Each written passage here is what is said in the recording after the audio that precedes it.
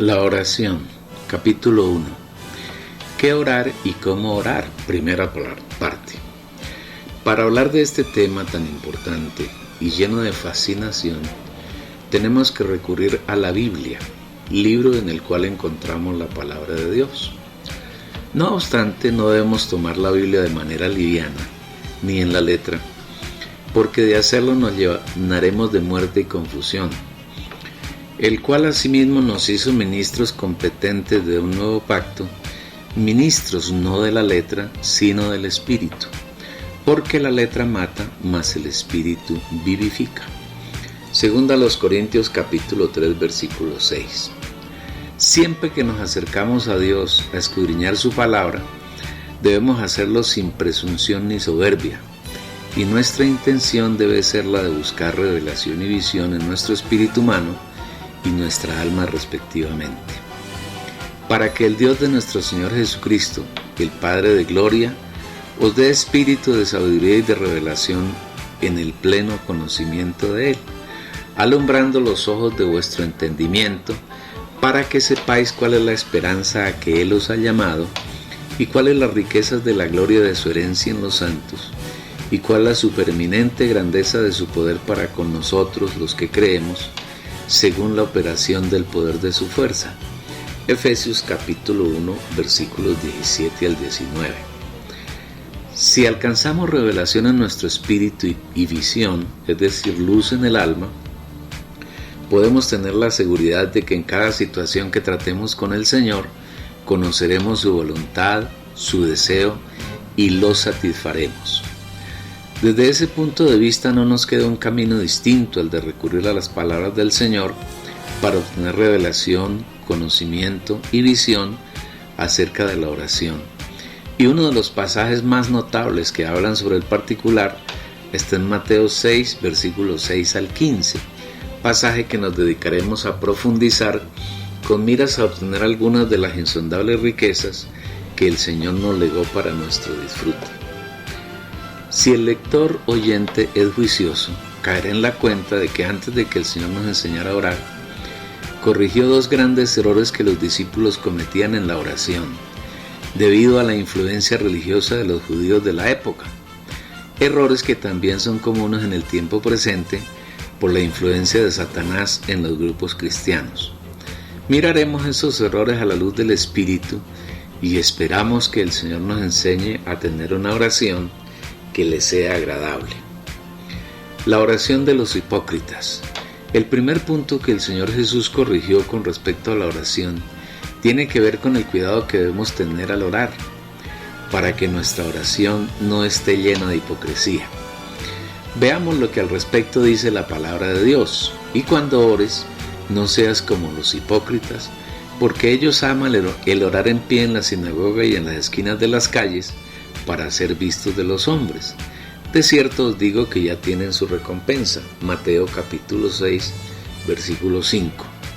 Una manera de orar con hipocresía es procurar que la oración sea vista y alabada por los hombres. En general, en los grupos cristianos contemporáneos, las oraciones son de ese tipo. Forman una gritería que es difícil de entender, y casi todos los presentes en la reunión oran simultáneamente, contradiciendo abiertamente lo que el Señor ha ordenado, pero hágase todo decentemente y en orden. Primera a los Corintios capítulo 14 versículo 40. Alguno que tiene una voz fuerte puede ser oído por los demás y en consecuencia ser alabado. La oración es aún más alabada si es hecha por el líder o pastor de la congregación. Si un creyente tiene la costumbre de orar de esa manera para ser visto de los hombres, puede estar seguro de que su oración jamás será oída por el Señor, y Él no se satisfará en esa oración. Quien ora de esa manera será compensado por los hombres por medio de halagos y de alabanzas, pero jamás será alabado ni exaltado por el Señor. Un creyente así tiene que conformarse con la alabanza de los hombres y no con la aceptación y complacencia del Señor. Su oración es vana. El Señor dice que los hipócritas aman orar de esa manera para ser vistos y alabados por los hombres. Al decir que aman, está diciendo el Señor que ellos se deleitan en esa clase de oraciones, se satisfacen, se sienten halagados y contentos orando de esa manera, y tienen una recompensa que es la alabanza de los hombres. Pero esa clase de oración jamás satisface al Señor. Por el contrario, Él cierra sus oídos para no oír los improperios y carnalidades que emanan de una oración de esa clase. Procure, querido lector oyente, que su oración no sea vista ni alabada por los hombres, porque caerá inmediatamente en una condición de hipocresía. Aprenda a orar según el Señor nos ha enseñado y busque con todo su corazón satisfacer y agradar al Señor, en secreto y en comunión con el Padre. Primero, el Señor muestra el olor y luego nos enseña la solución, la manera agradable de orar. Veamos qué dice Él. Mas tú cuando ores, entra en tu aposento y cerrada la puerta, ora a tu Padre que está en secreto, y tu Padre que ve en lo secreto te recompensará. Mateo 6, versículo 6. La primera condición de una oración genuina es que debe ser hecha en el aposento. Si se interpreta la Biblia literalmente, deberíamos colegir que para orar debemos meternos en una alcoba o en un recinto destinado para ese fin. Si eso es verdad, ¿cómo es que el Espíritu afirma a través de Pablo que debemos orar en todo tiempo y en todo lugar? Orando en todo tiempo con toda oración y súplica en el Espíritu, y velando en ello con toda perseverancia y súplica por todos los santos.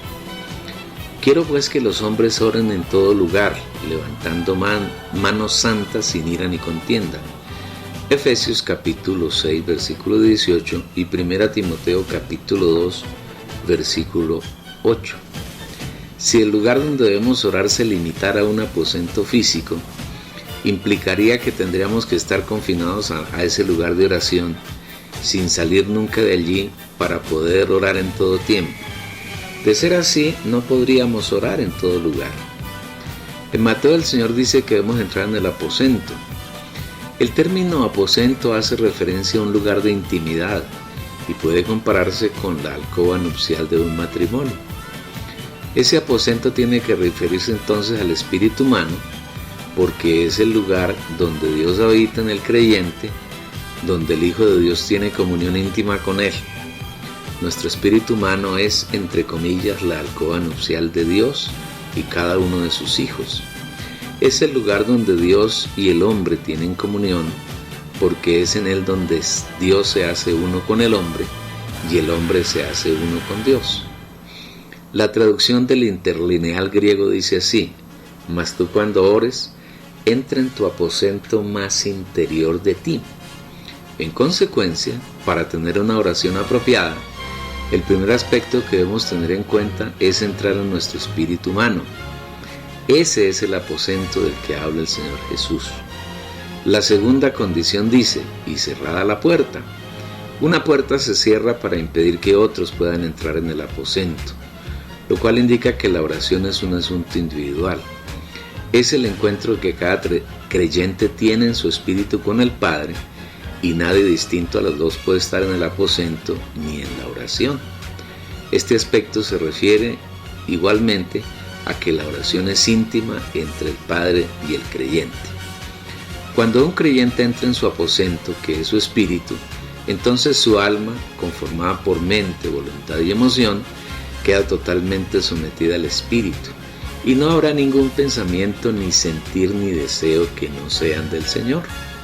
En otras palabras, esa intimidad entre Dios y el creyente no puede ser interferida ni interrumpida por nada ni por nadie, ni Satanás, ni los hombres, ni los demonios, ni los ángeles caídos pueden tener participación en ella.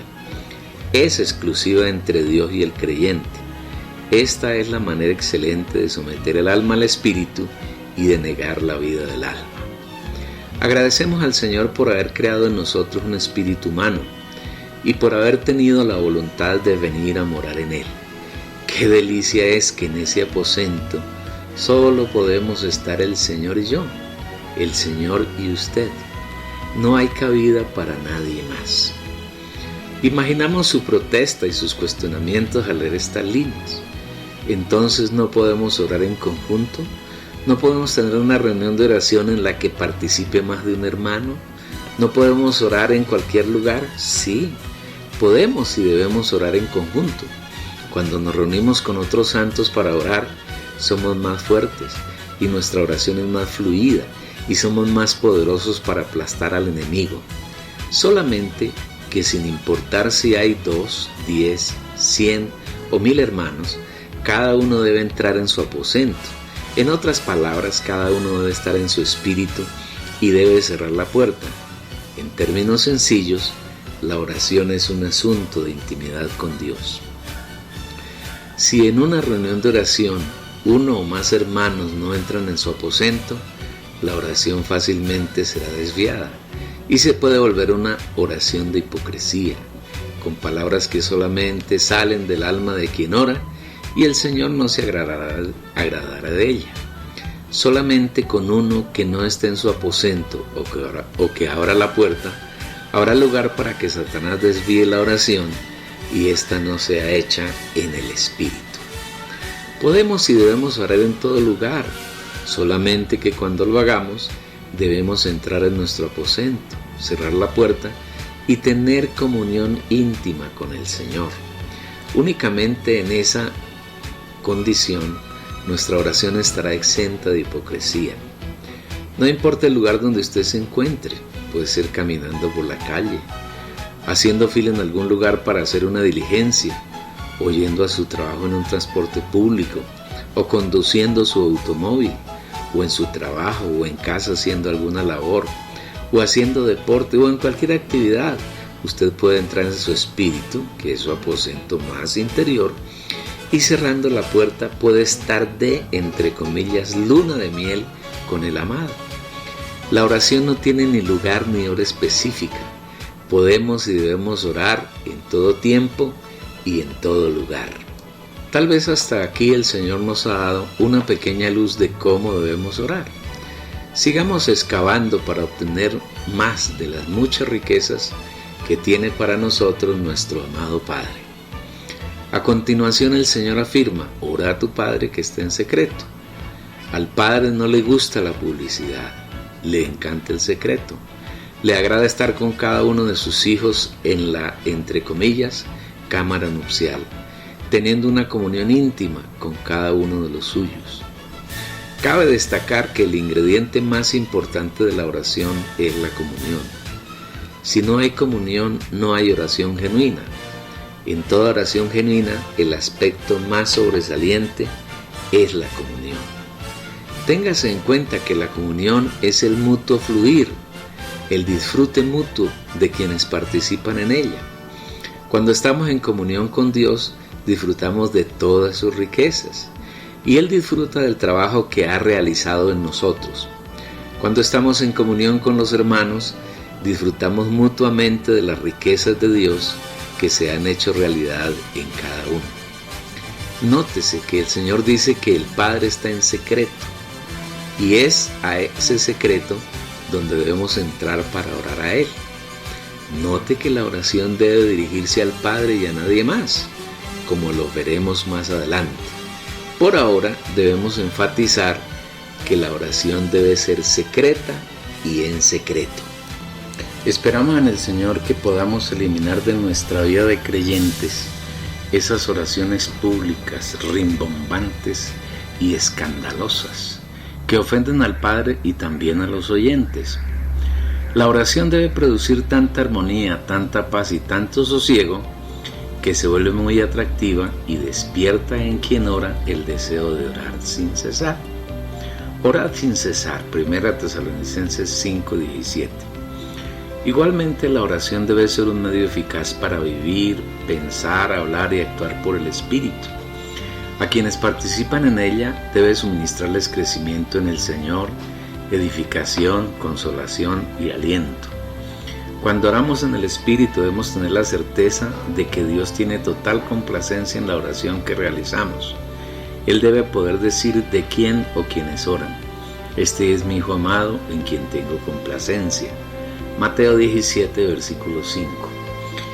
Usted podría preguntar que si la oración es un secreto entre el Padre y el creyente, ¿qué ocurre cuando hay más de uno orando? ¿Cómo mantener el secreto? Aún estando en grupo, si nos mantenemos en el Espíritu, estamos en secreto con el Padre. No importa cuántos hay en la reunión, con tal de que cada uno se mantenga en el Espíritu con la puerta cerrada. Cuando entramos en el Espíritu somos uno con Dios, estamos guardando la unidad del Espíritu, y aunque haya muchos santos, en verdad hay uno solo, el Señor Jesús y nosotros, siendo una sola entidad, un solo cuerpo, un solo Espíritu, una sola fe y un solo Dios y Padre. El Señor continúa enseñándonos sobre el secreto de la oración, y tu Padre que ve en lo secreto te recompensará. La recompensa que da el Padre a nuestras oraciones solo es real cuando la oración lo ha agradado. Una oración que desagrada al Padre no será recompensada. El Padre no solamente oye nuestra oración, sino que también la ve. Y esa vista y audición se dan en lo secreto, porque es el ámbito donde habita el Padre. Las versiones Reina Valera de la Biblia añaden la frase en público, queriendo decir que lo que hacemos en secreto con el Padre, Él lo recompensará públicamente. De ser esto cierto, sería contradictorio, porque lo que nos muestra la palabra es que a Dios no le gusta la publicidad, sino el secreto. Si Él tuviese una recompensa en público para algo que se hace en secreto, porque al Padre le agrada el secreto, sería un contrasentido y la Biblia no tiene contradicciones. Dios nunca se contradice. El problema de estos contrasentidos está en algunos traductores y en algunos revisores que no tienen visión ni revelación suficientes para ser fieles a aquello que Dios quiere hablarnos en cada uno de los textos bíblicos. Ninguna versión, a excepción de la versión de Casiodoro de Reina y las versiones Reina Valera de casi todas las revisiones, tienen la frase en público. Tampoco está esa frase en ningún interlineal griego. Por el contrario, si se lee un interlineal griego, se encontrará una traducción similar a la siguiente: pero tú, cuando ores, entra en tu aposento interior, cierra con llave tu puerta y ora a tu Padre que está en secreto, y tu Padre que ve en lo secreto te recompensará. Dos cosas son bien claras aquí. La primera, que no hay tal recompensa en público, tal como lo tradujo Casiodoro de Reina y la mantienen las revisiones de la Biblia Reina Valera. Y segundo, el aposento hace referencia al espíritu humano, que es el recinto más interior del hombre y es el, entre comillas, lugar donde Dios mora en los creyentes.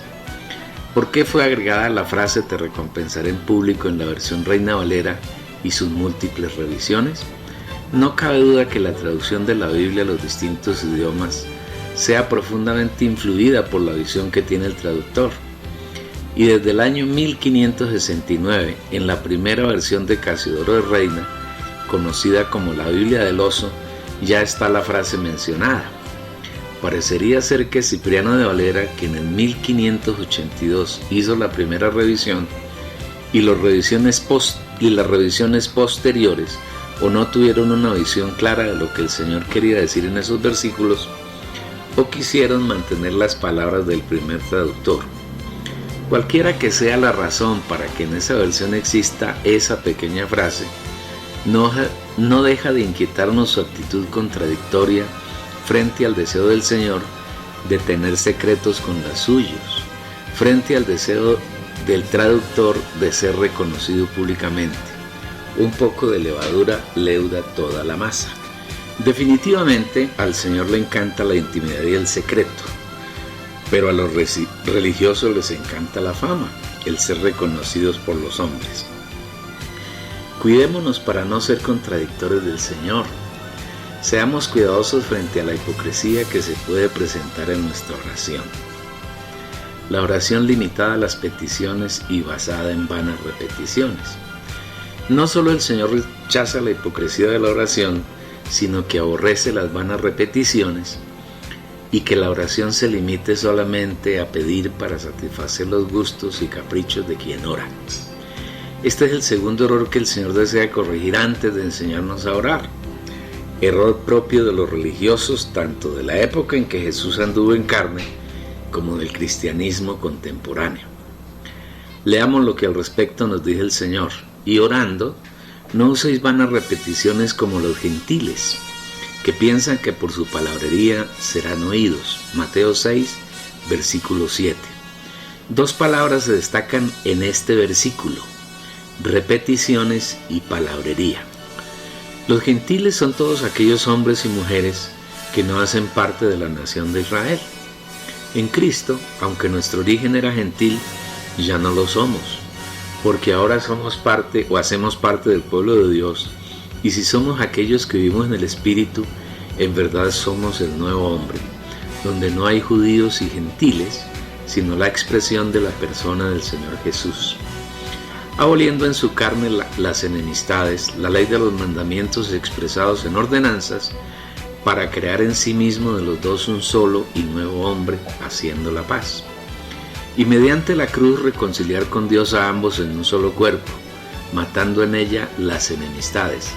Efesios 2, versículos 15 y 16. Los gentiles basan sus oraciones en vanas repeticiones y palabrerías, elementos que se oyen casi siempre en los rezos del catolicismo y en las oraciones de los protestantes. Repiten y repiten muchas veces las mismas oraciones y piensan que por decir un sinfín de palabras Dios los oirá. Por eso el Señor dice que piensan que por su palabrería serán oídos. Usted podrá argumentar que no sabe qué orar y por eso tiene que repetir las mismas cosas cada vez que ora.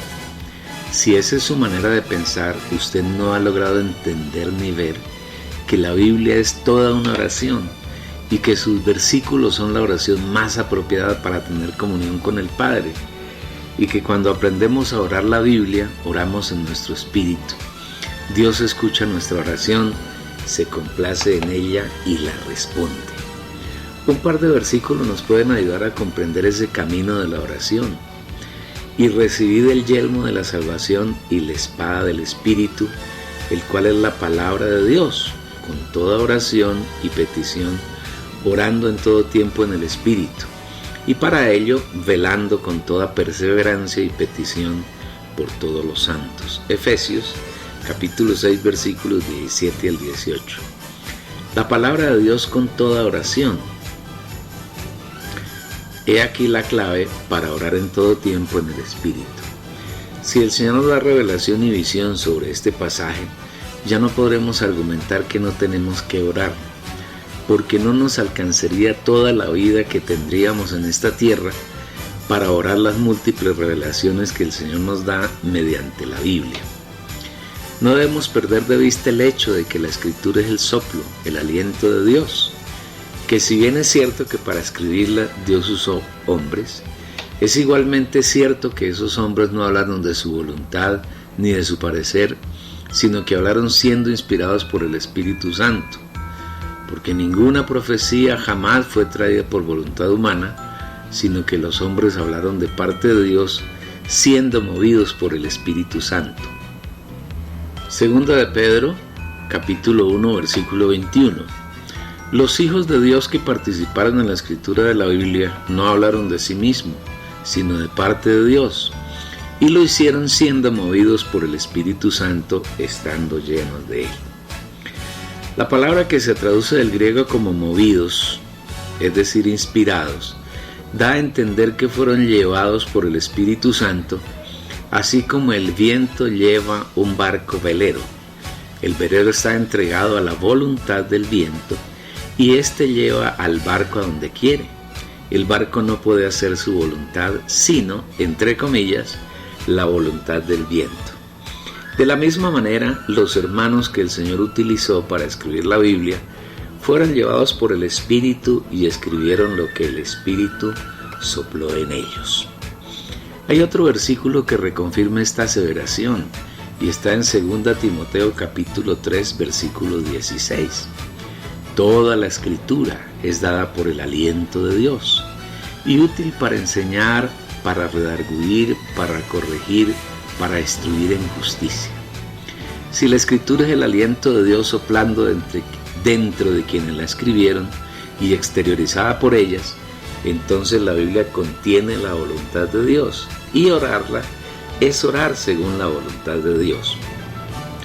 Si oramos según la Biblia y las palabras reveladas por el Señor a través de la Biblia, se acabarán las oraciones repetitivas, que son vanas palabrerías y que el Señor nunca escuchará. Y orando, no uséis vanas repeticiones como los gentiles, que piensan que por su palabrería serán oídos. Mateo 6, versículo 7.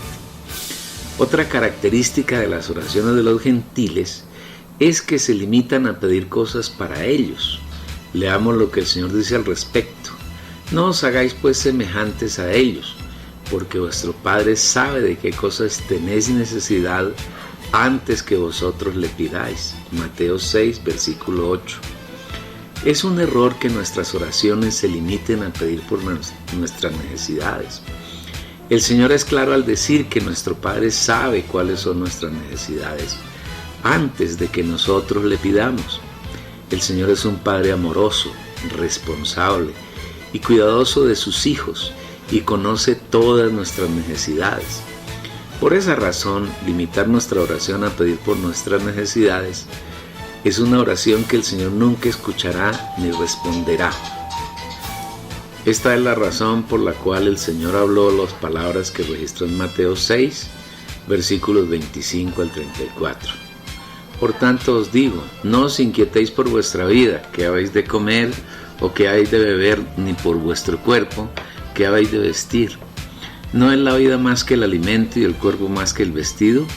Mirad las aves del cielo, no siembran ni siegan, ni recogen en graneros, y vuestro Padre Celestial las alimenta. ¿No valéis vosotros mucho más que ellas? ¿Y quién de vosotros podrá, con preocuparse, añadir un codo a su estatura? Y por el vestido, ¿por qué os preocupáis? Considerad los lirios del campo, cómo crecen.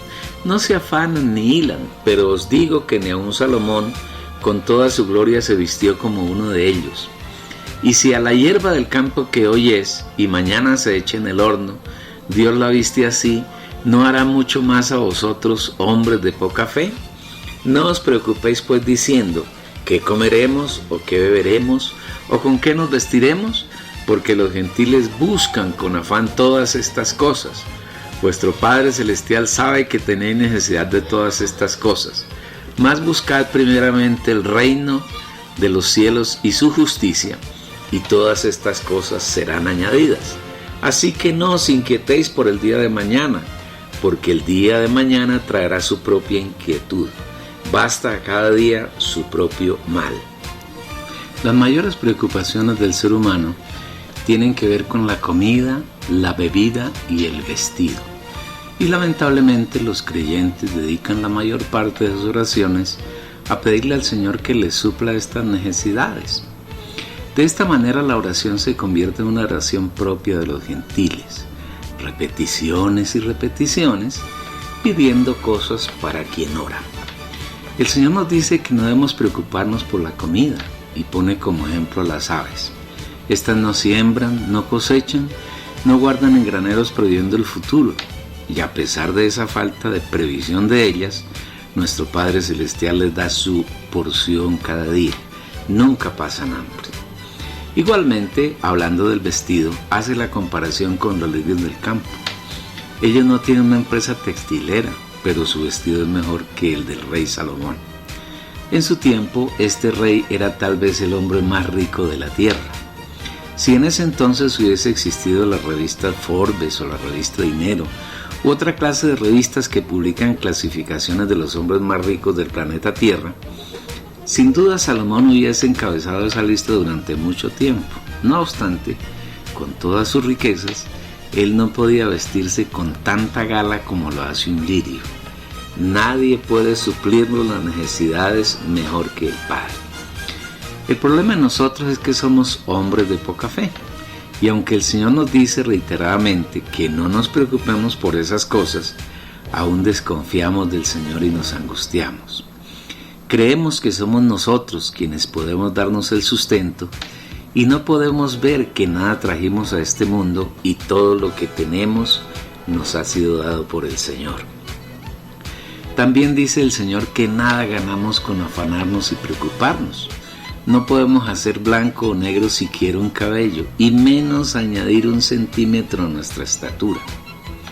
Nuestra preocupación es un síntoma de poca fe, de falta de confianza en el Señor, y es un buen tema para orar, rogando al Señor que aumente nuestra fe y confianza en Él, que nos ayude a no preocuparnos más por el sustento y el vestido, sino que podamos orar por las necesidades del Padre.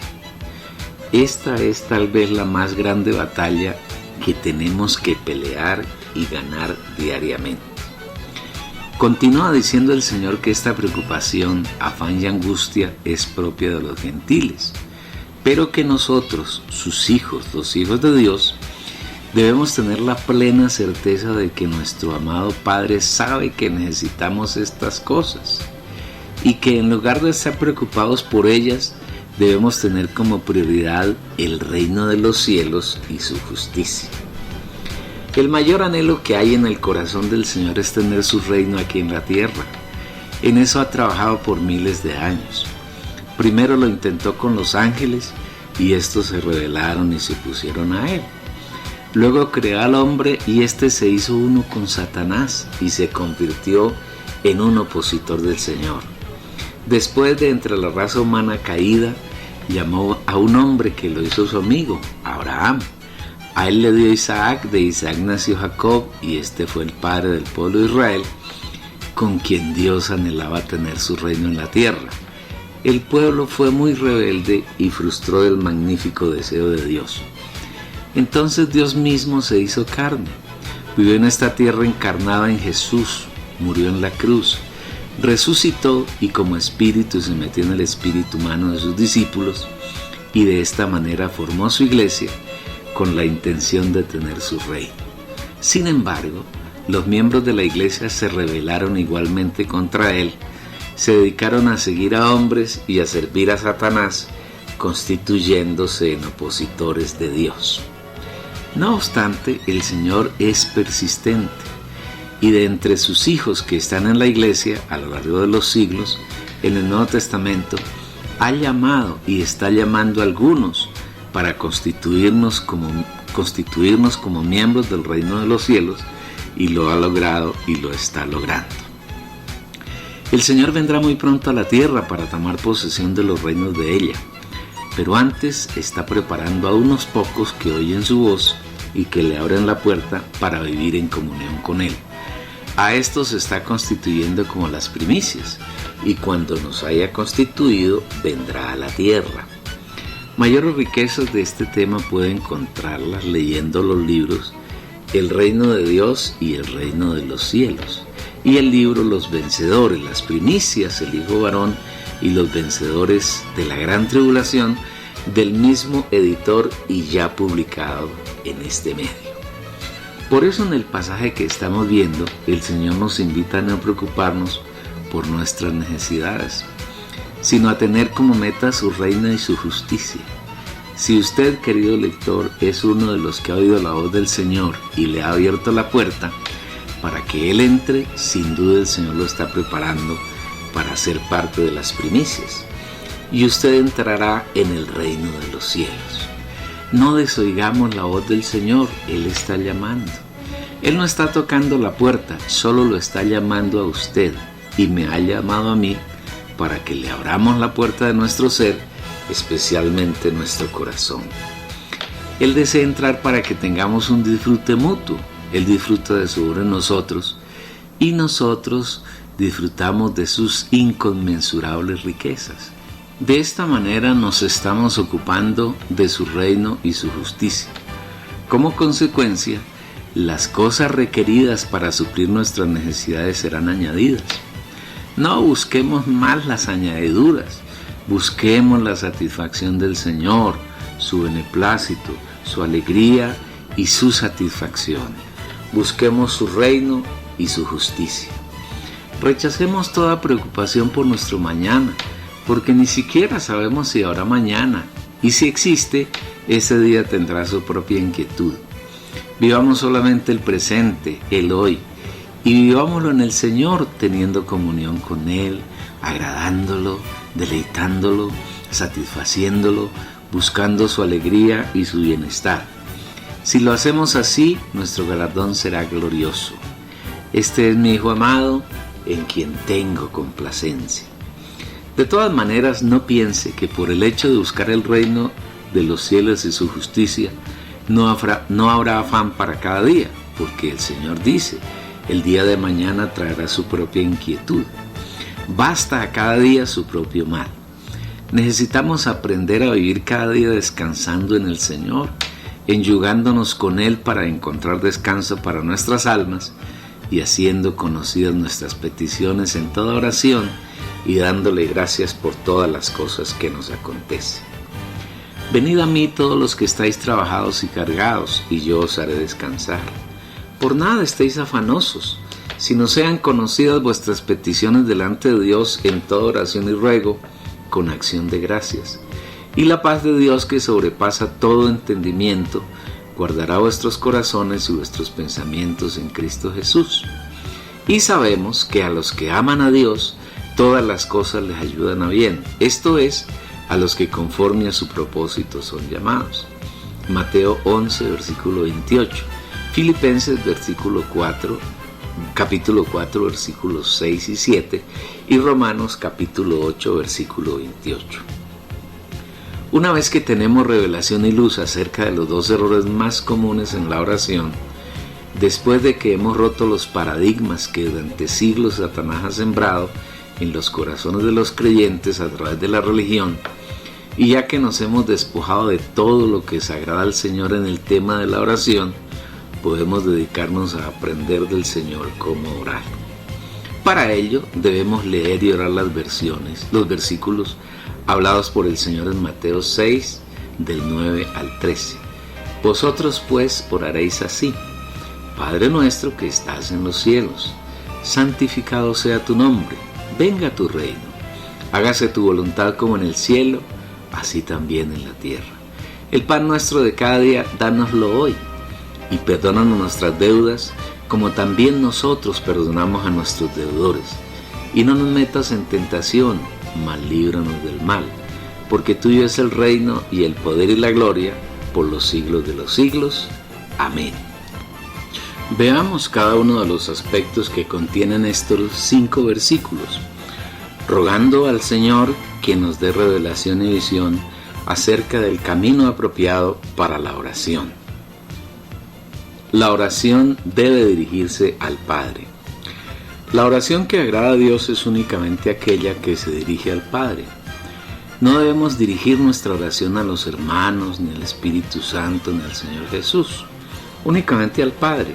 Esto no quiere decir que Jesús no sea Dios, porque Él es Dios completo, mezclado con un hombre perfecto. Tampoco quiere decir que el Espíritu Santo no sea Dios, porque Él es el único Dios completo. Tampoco quiere decir que haya 3 dioses o que los 3 del Dios único sean separados, porque de acuerdo con la Biblia solamente hay un Dios, pero ese Dios único es 3, Padre, Hijo y Espíritu Santo. Usted puede entender esto en su mente, ¿verdad que no? Yo tampoco, pero son verdades irrefutables que sin entenderlas plenamente podemos disfrutarlas. Dios es uno y únicamente uno, y Dios es a la vez 3. Es Padre, es Hijo y es Espíritu Santo. Los 3 son uno y entre ellos no puede haber separación. Lo que podemos percibir es que hay distinción en cuanto a la obra que realiza cada uno, porque en parte conocemos y en parte profetizamos. Mas cuando venga lo perfecto, entonces lo que es en parte quedará anulado. Primera a los Corintios capítulo 13, versículos 9 y 10. Si miramos atentamente, por ejemplo, el capítulo 1 de Efesios, podremos entender un poco la obra de cada uno de los 3 de la deidad. En primer lugar, dice la Biblia que fue Dios como Padre quien nos escogió antes de la fundación del mundo, para que lleguemos a ser santos y sin mancha delante de Él. Igualmente dice que en amor nos predestinó para que alcanzásemos el estatus de ser sus hijos.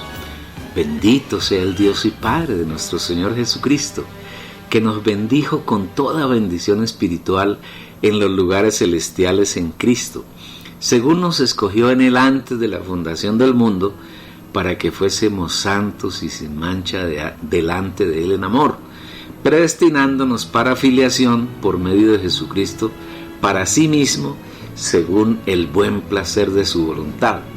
Efesios capítulo 1, versículos 3 al 5.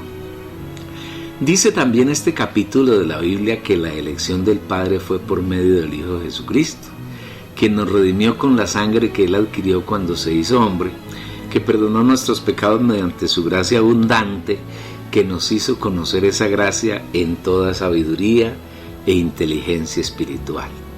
Igualmente dice el Señor que mediante el Hijo le plació darnos a conocer el misterio de su voluntad.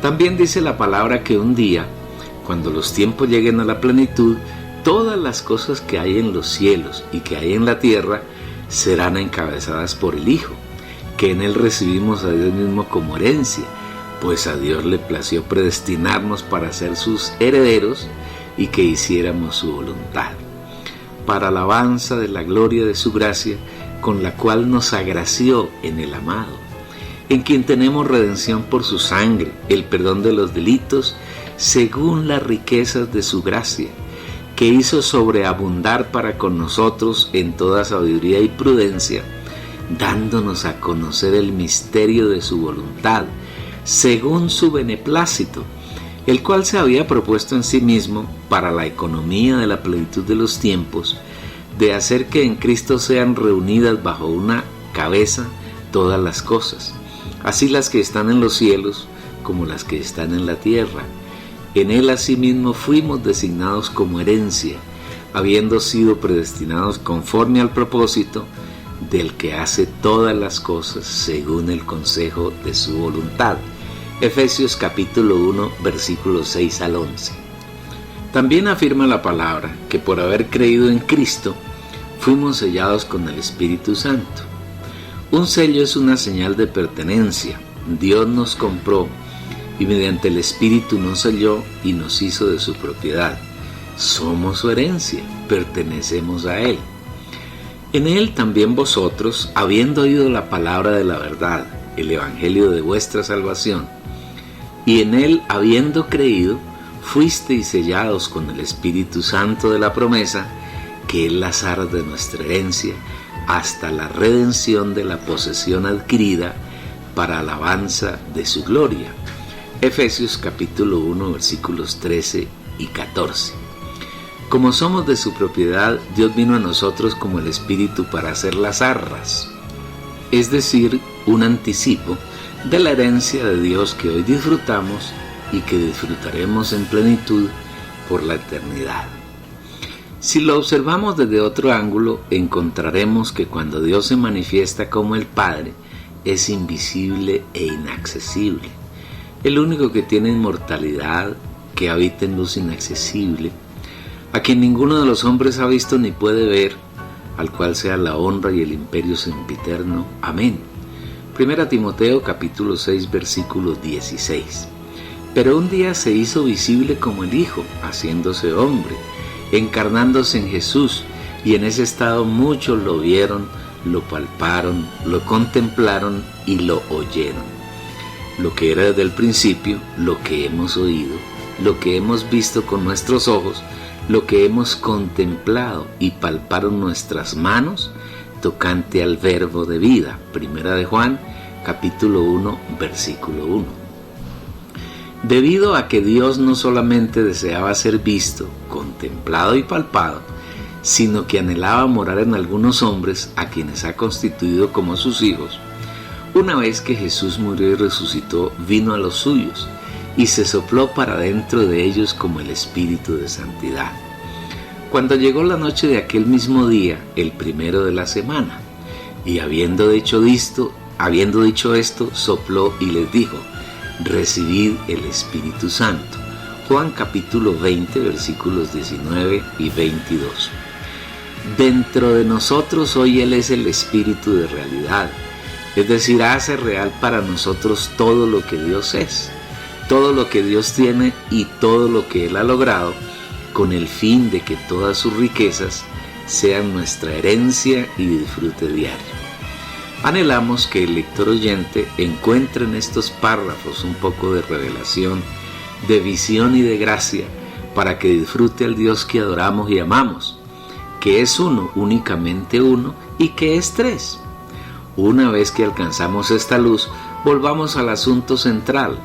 La oración debe dirigirse al Padre y únicamente al Padre. Tengamos en cuenta que el Padre, junto con el Hijo y el Espíritu, mora en el espíritu de los creyentes, y como hemos visto ya, la oración debe hacerse en el espíritu, en el aposento más interior, en secreto y dirigida al Padre. Tampoco el Señor Jesús enseñó en la oración algo así como Padre en el nombre de Jesús, que se ha convertido en una fórmula repetitiva propia de los gentiles, en un rezo característico del catolicismo y muy de moda en los grupos evangélicos contemporáneos. La Biblia sí dice que pidamos en el nombre de Jesús, pero pedir es solo una forma de orar, y más adelante veremos la realidad de pedir en el nombre de Él. Tampoco el Señor dijo que orásemos al Espíritu Santo, como equivocadamente acostumbran algunos grupos en el cristianismo. El Señor es categórico y claro en cuanto a quién debemos orar. Vosotros pues oraréis así, Padre nuestro. Tampoco el Señor Jesús enseñó a orar como lo hace un grupo que se ha extendido, especialmente en Sudamérica, en el que han adquirido la práctica de invocar el nombre del Señor y repetir muchas veces, oh Señor Jesús, oh Señor Jesús, oh Señor Jesús. Jesús no enseñó así. El invocar es una práctica totalmente bíblica que lleva al creyente a entrar en el Espíritu y a ser salvo, pero no una fórmula repetitiva y manida de oración. El Señor Jesús reitera, vosotros pues oraréis así, Padre nuestro. De otro lado, cuando invocamos a Dios como Padre, estamos dando testimonio de algunos hechos maravillosos que es necesario comprender. Tratar a Dios de Padre es una declaración de máxima intimidad, porque estamos declarando y haciendo real el hecho de que Dios nos engendró, nos dio su naturaleza, su vida, nos hizo parte de su familia y en consecuencia la persona de Él y todo lo que Él tiene nos pertenece, es su suplir para nuestro disfrute diario. Mas a todos los que le recibieron, a los que creen en su nombre, les dio potestad de ser hechos hijos de Dios, los cuales no son engendrados de sangre, ni de voluntad de carne, ni de voluntad de varón, sino son engendrados de Dios. Así que ya no sois extranjeros ni advenedizos, sino conciudadanos de los santos y miembros de la familia de Dios, por medio de las cuales Él nos ha concedido preciosas y grandísimas promesas, para que por ellas llegaseis a ser participantes de la naturaleza divina, habiendo escapado de la corrupción que hay en el mundo a causa de la concupiscencia. Juan capítulo 1 versículos 12 y 13, Efesios capítulo 2 versículo 19 y segunda de Pedro capítulo 1 versículo 4. Declarar al Señor como Padre implica que nosotros estamos dentro de Él, que estamos escondidos en Él y que Satanás no puede atacarnos, que el Señor está dentro de nosotros y con nosotros y formamos una entidad única, un solo cuerpo, del cual Jesús es la cabeza y nosotros somos sus miembros. Orar al Padre es testificar el hecho más elevado y maravilloso que ha ocurrido en el universo. Dios nos engendró como sus hijos. Igualmente es declarar que tenemos un Padre que nos cuida, nos guarda, nos ayuda y nos suple. ¿Qué más podemos anhelar? Orar Padre nuestro es manifestar nuestra intimidad con Dios. Es proclamar que podemos acercarnos a su trono en plena certidumbre, con toda confianza. Es anunciar que no tenemos ningún impedimento para ser uno con Él. Es proclamar que somos uno con Él y que esa unidad nada ni nadie puede romperla. Orar Padre Nuestro es la declaración más dulce, más santa y más elevada que existe en este universo entre el Dios maravilloso y el hombre que Él ha redimido. Orar al Padre es hacer realidad la magnífica palabra proclamada por el Espíritu Santo en Romanos 8:15. Pues no habéis recibido espíritu de esclavitud para estar otra vez en temor, sino que habéis recibido espíritu filial, con el cual clamamos, Abba Padre. Tenemos la garantía de que somos hijos de Dios con plenos derechos y no somos esclavos. Como tal podemos acercarnos a Él con toda confianza. Tenemos la misma intimidad que tuvo el Señor Jesús con el Padre mientras estuvo en carne aquí en la tierra, aún en medio de la más grande aflicción, y decía, Abba Padre, todas las cosas son posibles para ti, aparta de mí esta copa, mas no lo que yo quiero, sino lo que tú. Marcos capítulo 14, versículo 36. Orar Padre Nuestro es manifestar todos los derechos que el Señor nos ha dado, mediante los cuales podemos disfrutar de todas sus riquezas. Este es un clamor que realiza el Espíritu del Hijo desde nuestro espíritu. Y por cuanto sois hijos, Dios envió a nuestros corazones el Espíritu de su Hijo, el cual clama, Abba Padre. Gálatas capítulo 4, versículo 6. Exaltación y adoración. La segunda frase del modelo de oración que nos enseña el Señor dice, que estás en los cielos. Una vez que hemos reconocido y proclamado que estamos unidos a Dios orgánicamente, que Él es nuestro Padre y que nosotros somos sus hijos, reconocemos el lugar que le corresponde, los cielos, o mejor aún el cielo, y que es también el lugar que nos corresponde a nosotros. Inmediatamente el Señor nos lleva a Apocalipsis 4 y 5, donde encontramos, tal vez, la escena más reveladora en cuanto al trono del Padre, del Cordero y del Espíritu. Para poder entender lo que allí narra Juan, debemos entrar completamente en nuestro espíritu, y con seguridad podremos ver y vivir exactamente la realidad de lo que vio y vivió Juan. Aunque Dios mora en nuestro espíritu humano y nosotros estamos en la tierra, Él es completamente celestial. En Él no hay nada terrenal, ni Él es terrenal. Juan, estando en la isla de Patmos, por causa de la palabra de Dios y del testimonio de Jesucristo, cuando llega al capítulo 4 de Apocalipsis, tiene una revelación majestuosa. Veamos cómo comienza su narración. Después de esto miré, y aquí una puerta abierta en el cielo, y la primera voz que oí como de trompeta hablando conmigo, dijo, sube acá, y yo te mostraré las cosas que sucederán después de estas. Apocalipsis capítulo 4, versículo 1.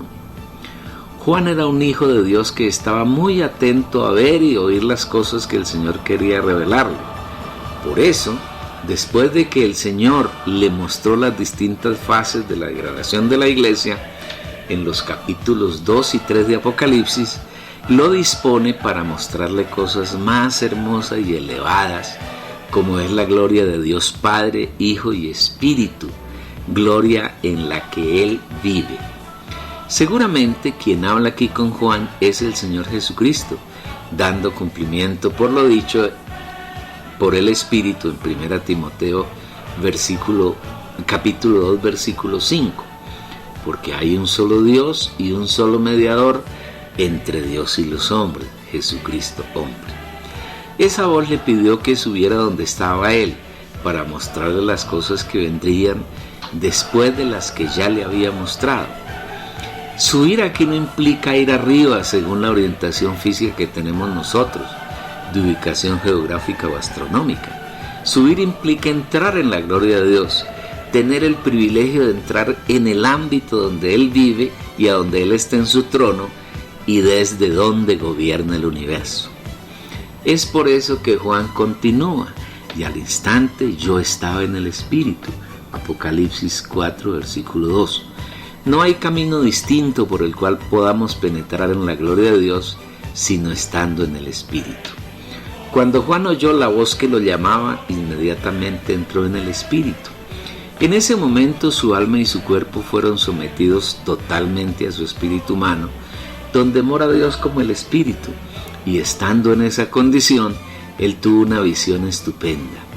He aquí un trono establecido en el cielo, y en el trono uno sentado, y el aspecto del que estaba sentado era semejante a piedra de jaspe y de cornalina, y había alrededor del trono un arco iris semejante al aspecto a la esmeralda, y alrededor del trono había 24 tronos, y vi sentados en los tronos a 24 ancianos vestidos de ropas blancas, con coronas de oro en sus cabezas, y del trono salían relámpagos y truenos y voces, y delante del trono ardían 7 lámparas de fuego, las cuales son los 7 espíritus de Dios. Y delante del trono había como un mar de vidrio semejante al cristal, y junto al trono y alrededor del trono 4 seres vivientes llenos de ojos delante y detrás. El primer ser viviente era semejante a un león, el segundo era semejante a un becerro, el tercero tenía rostro como de hombre, y el cuarto era semejante a un águila volando. Y los 4 seres vivientes tenían cada uno 6 alas, y alrededor y por dentro estaban llenos de ojos, y no cesaban día y noche de decir: Santo, santo, santo es el Señor Dios Todopoderoso, el que era, el que es y el que ha de venir. Y siempre que aquellos seres vivientes dan gloria y honra y acción de gracias al que está sentado en el trono, al que vive por los siglos de los siglos, los 24 ancianos se postran delante del que está sentado en el trono y adoran al que vive por los siglos de los siglos, y echan sus coronas delante del trono diciendo: Señor, digno eres de recibir la gloria y la honra y el poder, porque tú creaste todas las cosas y por tu voluntad existen y fueron creadas. Lo primero que Juan vio es el trono de Dios, trono de gobierno y de juicio, pero a la vez un trono de gracia y de misericordia, donde los hijos de Dios, usted y yo, podemos acudir en todo momento para ser suplidos con todas las riquezas de nuestro Señor. Acerquémonos, pues, confiadamente al trono de la gracia, para recibir misericordia y hallar gracia para el oportuno socorro. Hebreos 4, versículo 16. Igualmente Juan ve que en ese trono hay uno sentado. Dios está reposado. En él no hay ansiedad, afán ni angustia. Está sentado indicando que está reposado y satisfecho, porque a un hombre de carne y hueso como nosotros se le ha concedido penetrar la esfera de la gloria de él. En verdad, hermano oyente y lector, no hay palabras apropiadas para describir lo alto y sublime de este momento que podemos vivir siempre que estamos en nuestro espíritu.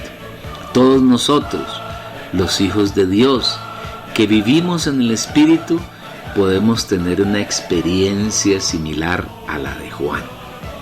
Juan no tiene las palabras apropiadas para describir la forma y la apariencia de quien está sentado en el trono, y lo hace mediante comparaciones con piedras como el jaspe y la cornalina. Y el aspecto del que estaba sentado era semejante a piedra de jaspe y de cornalina. Estas 2 piedras hacen referencia a la obra de transformación que el Espíritu está efectuando en los creyentes, hasta lograr que estos sean totalmente transformados en piedras preciosas que serán parte de la Nueva Jerusalén. Las piedras sirven para edificar, y tanto Dios, con su apariencia de piedra de jaspe y de cornalina, como el hombre redimido, que está siendo transformado en piedras preciosas, consumarán el plan de Dios, consumación que será un hecho con la edificación de la Nueva Jerusalén. Cabe recordar que la Nueva Jerusalén no es una ciudad física de una sola calle, sino que es la mezcla total y absoluta de Dios con el hombre. Dios nos ha dado la gracia y la misericordia de hacernos partícipes de su naturaleza divina. Nos está transformando para mezclarnos totalmente con Él. Esa será la Nueva Jerusalén. El jaspe existe en una amplia gama de colores, siendo el más común el color rojo, mientras que la cornalina tiene un color rojo anaranjado muy parecido al color de la carne. Podemos entonces afirmar que las dos piedras hacen referencia a la obra de redención que el Señor realizó a nuestro favor, por medio de tomar sangre y carne humanas. Para poder comprarnos debajo de la maldición de la ley y para librarnos del pecado, Dios tuvo que hacerse carne en Jesús y tomar sangre. Así que, por cuanto los hijos participaron de carne y sangre, Él también participó de lo mismo para destruir por medio de la muerte al que tenía el imperio de la muerte, esto es, al diablo. Hebreos capítulo 2, versículo 14. Haciendo así, pudo morir como hombre y cumplir la sentencia que Dios había proferido sobre Adán en el huerto de Edén cuando comió del árbol de la ciencia del bien y del mal. Ahora, a su naturaleza divina, Dios había agregado su proceso de encarnación, vivir humano, muerte, resurrección, ascensión y entronización para establecer la comunión con la criatura que hizo a su imagen y a su semejanza. No debemos olvidar que Jesús derramó su sangre para limpiarnos de nuestros pecados y también la introdujo en el cielo como la sangre del pacto eterno para limpiarnos permanentemente de nuestros pecados. Y no por sangre de machos cabríos ni de becerros, sino por su propia sangre, entró una vez para siempre en el lugar santísimo, obteniendo así eterna redención. Cuanto más la sangre de Cristo, el cual mediante el Espíritu Eterno se ofreció a sí mismo sin mancha a Dios, purificará nuestra conciencia de obras muertas para que sirvamos al Dios vivo. Hebreos capítulo 9, versículos 12 y 14. Esta es la razón por la que el que está sentado en el trono tiene apariencia de piedra de jaspe y de cornalina. Dice Juan que había alrededor del trono un arco iris semejante en aspecto a la esmeralda. El arco iris recuerda el pacto que Dios hizo con Noé después del diluvio, mediante el cual se comprometió a no destruir más la tierra con agua. Es bien notorio que hable del arco iris, pero a la vez habla solamente de un color, el de la esmeralda. Quienes conocen esa piedra saben que tiene un color verde muy profundo y que al mirar a través de ella es totalmente pura, es decir, no tiene ninguna mancha ni nada extraño en su interior. Por eso es una gema de gran valor. La esmeralda es una piedra preciosa y en este caso hace referencia a dos cosas. La primera, la naturaleza divina de Dios, que es completamente pura, sin ninguna mezcla de cosas extrañas, ni pecado, ni ninguna inmundicia. En segundo lugar, el color verde hace referencia a la vida, indicando en este caso que Dios es vida y en Él no hay muerte.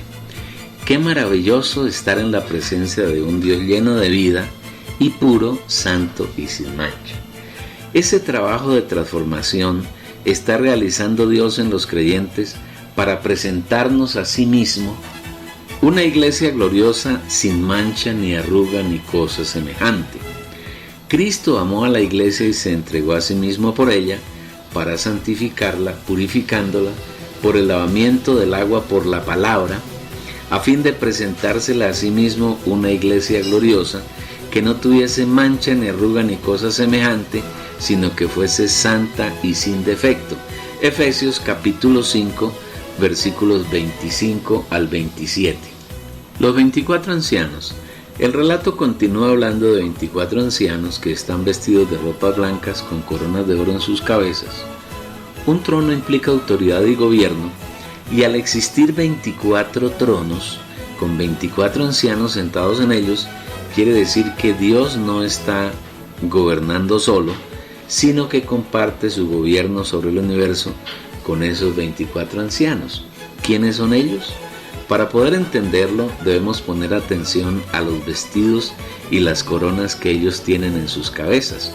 Los vestidos blancos representan las obras de justicia, lo que quiere decir que estos ancianos hacen las obras de Dios, no sus propias obras, porque solamente Dios y sus obras son justos. Entonces esos ancianos están vestidos con la justicia de Dios y Dios da testimonio de que su vivir es justo delante de Él. Las coronas de oro sobre sus cabezas indican que están totalmente sujetos a Dios. La cabeza significa autoridad y señorío, y aunque ellos gobiernan el universo juntamente con Dios, mantienen una actitud de sumisión hacia Él. El oro tipifica la naturaleza divina de Dios, y tener una corona de oro en sus cabezas está indicando que están totalmente sujetos a la vida divina de Dios, que la sujeción es no es un asunto de imposición, sino que es motivada por la vida de Dios hacia ellos, y no hay ninguna obligación, sino que la motivación que los somete es el amor de Dios. El hecho de que tengan vestiduras blancas demuestra que ellos han vencido. ¿A quién? Indudablemente a Satanás. Cuando Satanás se rebeló contra Dios, a su rebelión se unió la tercera parte de los ángeles, pero las 2/3 partes de ellos permanecieron fieles a Dios. Estos 24 ancianos son los representantes de los ángeles que no se rebelaron y que son fieles y sirven a Dios, y también sirven a quienes hemos de alcanzar la salvación. Y su cola arrastraba la tercera parte de las estrellas del cielo y las arrojó sobre la tierra. Ciertamente de los ángeles dice: el que hace a sus ángeles espíritus. ¿No son todos espíritus ministradores enviados para servicio a favor de los que serán herederos de la salvación? Apocalipsis capítulo 12 versículo 4 y Hebreos capítulo 1 versículos 7 y 14. Estos ancianos están sentados en sus tronos alrededor del trono de Dios y participan de la administración del universo. Las 7 lámparas. El pasaje continúa relatando: delante del trono ardían 7 lámparas de fuego, las cuales son los 7 espíritus de Dios. En este pasaje el espíritu, que es Dios, está representado por 7 lámparas. Para llegar al trono de Dios es necesario pasar por esas 7 lámparas. A Dios solamente se puede acceder por el espíritu humano mediante el Espíritu Santo. El espíritu aquí está intensificado 7 veces. No es solamente el espíritu, sino los 7 espíritus de Dios.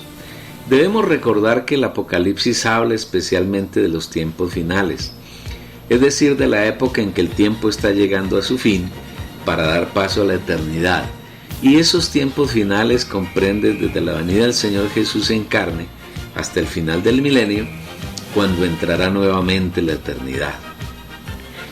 En estos postreros tiempos, Dios, para llevar a efecto la consumación de su plan, se ha intensificado como el Espíritu y realiza su plan de manera intensiva. La intensificación de Dios Espíritu se dio por la consumación del plan de redención desarrollado por Dios el Hijo. El hecho de que las lámparas estén ardiendo tiene un doble significado. En primer lugar, su brillo intenso ilumina total y absolutamente, de tal manera que en ese ámbito no hay tinieblas. Todo lo que llega a su presencia es expuesto, hasta en el más mínimo detalle. Nada puede ocultarse delante del brillo y la iluminación de las 7 lámparas.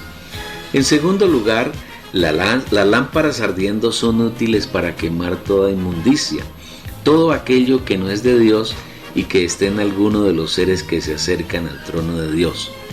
Fuego iluminador y fuego purificador hay en las 7 lámparas que están delante del trono de Dios. El mar de vidrio.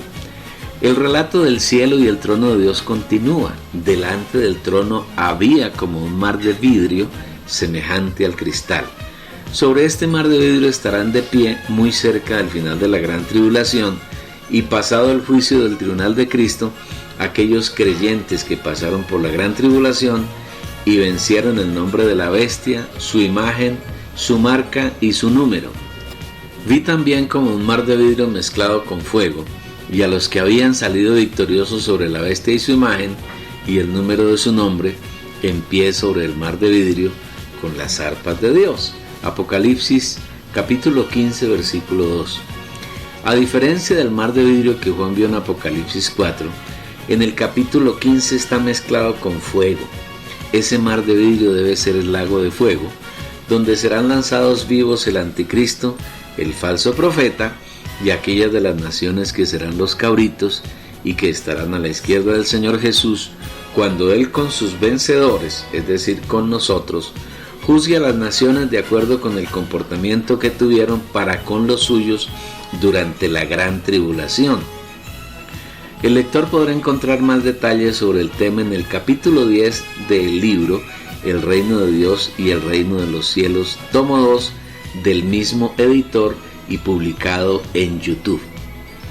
Después del milenio serán arrojados a ese mar de vidrio Satanás, sus ángeles y los humanos que no creyeron en el Señor. 4 seres vivientes. Hay alrededor y en medio del trono de Dios 4 seres vivientes que están llenos de ojos delante y detrás, y con apariencia de león, becerro, hombre y águila. La apariencia de los 4 seres vivientes es una simbología dupla. En primer lugar, en el ámbito de la gloria de Dios están representadas algunas de las criaturas de la tierra. El león representando a los animales salvajes de la tierra, el becerro representando a los animales domésticos, la cara de hombre representa a la criatura más elevada de la creación y el águila a las aves. No están representados los peces ni los reptiles. En segundo lugar, los 4 seres vivientes están representando a los 4 aspectos principales del Señor Jesús descritos por los 4 evangelios. Sabemos que el Evangelio de Mateo habla de Jesús como el Rey del reino de Dios y del reino de los cielos, y a la vez ese Evangelio habla del reino de Dios y del reino de los cielos. A él se refiere el primer ser viviente con apariencia de león. El león es conocido como el rey de los animales. El segundo ser viviente con apariencia de buey hace referencia al Evangelio de Marcos, donde el Señor Jesús es descrito como un siervo. Él vino para servir a Dios y a los hombres, y su vivir humano en la tierra fue una continua manifestación de servidumbre. Así como el Hijo del Hombre no vino para ser servido, sino para servir y para dar su vida en rescate por muchos. Mateo capítulo 20 versículo 28. Jesús fue esclavo de Dios para llevar adelante su plan de redención para el hombre, y fue esclavo de los hombres, por cuya causa se humilló hasta la muerte más infamante, la muerte en la cruz. Esta es una de las razones por las cuales Marcos no representa la genealogía del Señor Jesús. A nadie le interesa la genealogía de un esclavo. El tercer ser viviente con rostro de hombre está relacionado con el Evangelio de Lucas, en el que se describe a Jesús como un hombre con carne y sangre igual a nosotros, solamente que sin la naturaleza satánica, que es el pecado, que el enemigo de Dios introdujo en nosotros desde el huerto de Edén, pero que por más que intentó no pudo inocular en el Señor Jesús. Jesús es un hombre poseído y saturado totalmente por Dios. En otras palabras, Él es Dios viviendo su vida divina en un hombre, y eso describe el Evangelio de Lucas. El cuarto ser viviente, semejante al águila, refleja el Evangelio de Juan, quien describe a Jesús como Dios. El águila es un ave muy especial que tiene la capacidad de remontarse a grandes alturas, demostrando con ello que Jesús, aunque es hombre, Él es Dios que está por encima de todas las cosas y nada ni nadie está por encima de Él. Los 4 seres vivientes y los 24 ancianos que están entre y alrededor del trono alaban, adoran y honran al Señor todo el tiempo, exaltando su santidad, su poder, su gloria y la creación realizada por Él.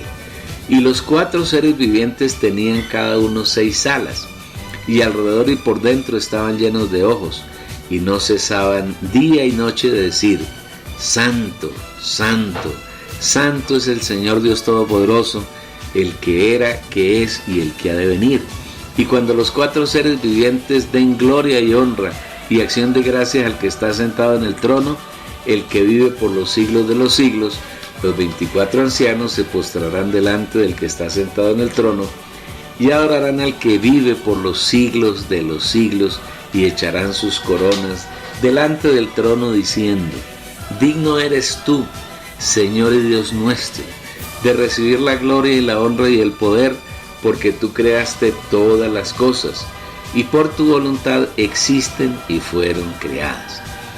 Todo esto es visto cuando entramos en el Espíritu, nuestro aposento más interior, para tener comunión con Dios y orar al Padre en lo secreto, y esta es la realidad de esa pequeña frase que el Señor incluyó en la oración: que estás en los cielos. ¿Qué tal, amigo lector oyente? El comienzo, el primer paso de este libro de la oración, ¿te gustó? ¿Consideras que ha sido útil para tu crecimiento espiritual? El Señor te ha mostrado algunas cosas con respecto a la oración que nunca habías visto. Bueno, esperamos que sigas disfrutando de este libro. En verdad, todo él está así lleno de revelación, lleno de disfrute, riquezas del Señor que podemos disfrutar. Continuamos en el siguiente capítulo tratando el mismo tema, que debemos orar. Igualmente te estamos invitando a que disfrutes el libro ¿Cuál iglesia?, para que tú puedas salir del engaño en que Satanás ha metido a todos los cristianos. A lo largo de los siglos les ha presionado para que funden iglesias, y hay tantas, hay millones en el mundo, y cuál de ellas será la genuina. En ese libro, ¿Cuál iglesia?, el Señor quiere mostrarnos cuál es su iglesia, su contenido, sus hábitos, sus prácticas, su liderazgo. Todo está muy bien explicado en ese libro, que esperamos que tú puedas disfrutar. Si te ha gustado, dale un me gusta, suscríbete, da clic en la campana, así estarás siempre actualizado de las novedades que tengamos en el canal, y deseamos que tú sigas disfrutando, y también permite que tus familiares y amigos disfruten estas riquezas. Envíales por medio de cualquiera de las redes sociales, envíales los links de los vídeos y ayúdales para que ellos también disfruten de las riquezas que tú estás gozando en este tiempo.